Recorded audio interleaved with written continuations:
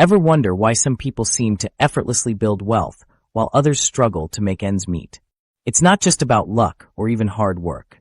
The truth is, our relationship with money often starts long before we ever earn our first paycheck. Let's talk about something that might surprise you: the money stories we inherit. Think about it. When you were a kid, what did you hear about money? Maybe your parents always said things like, "Money doesn't grow on trees," or "We can't afford that." These aren't just harmless phrases. They're the building blocks of our money mindset, shaping how we think about and handle finances as adults. Here's the thing.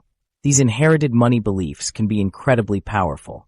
They're like invisible scripts running in the background of our minds, influencing our financial decisions without us even realizing it. And the kicker? Many of these beliefs might not even be our own. They're hand-me-downs from our parents, grandparents, or the culture we grew up in. Let's look at some common limiting beliefs about money. Maybe you've heard or even thought things like money is the root of all evil or rich people are greedy. These ideas might seem harmless, but they can create a real roadblock on your path to financial success. If deep down you believe that having money makes you a bad person, you might subconsciously sabotage your own efforts to earn more or save effectively. These beliefs don't just appear out of thin air. They're passed down through generations, often without anyone realizing it.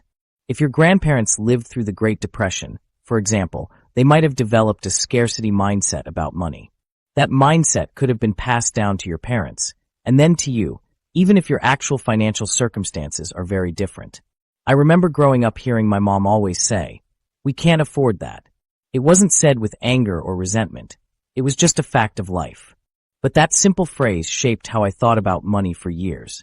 I internalized the idea that there was never enough, that wanting nice things was somehow wrong or selfish.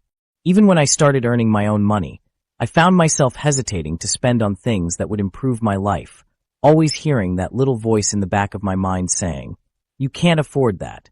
These inherited beliefs can create self-fulfilling prophecies. If you believe deep down that you'll always struggle financially, you might unconsciously make choices that reinforce that belief. Maybe you don't apply for that promotion because you don't think you deserve it, or you don't invest because you're sure you'll lose money.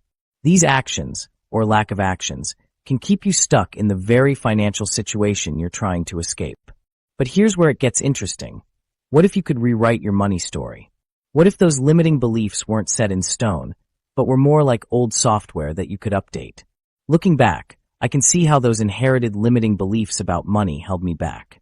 They made me hesitant to take financial risks, even calculated ones. They kept me in a scarcity mindset, always focusing on what I didn't have instead of the opportunities around me.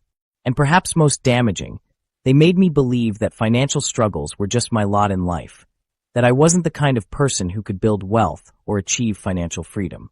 But here's the good news. Recognizing these inherited beliefs is the first step to changing them. As Emma Carey notes, it's vital to recognize negative self-talk related to money. For example, instead of saying, "I can't afford that," you might reframe it as, "That's a luxury I'm choosing not to prioritize right now." This simple shift in language can help promote a more positive and empowered mindset. The 3 shifts, rewiring your money brain. Let's talk about something exciting: the power of your brain to transform your financial life. You might think your money habits are set in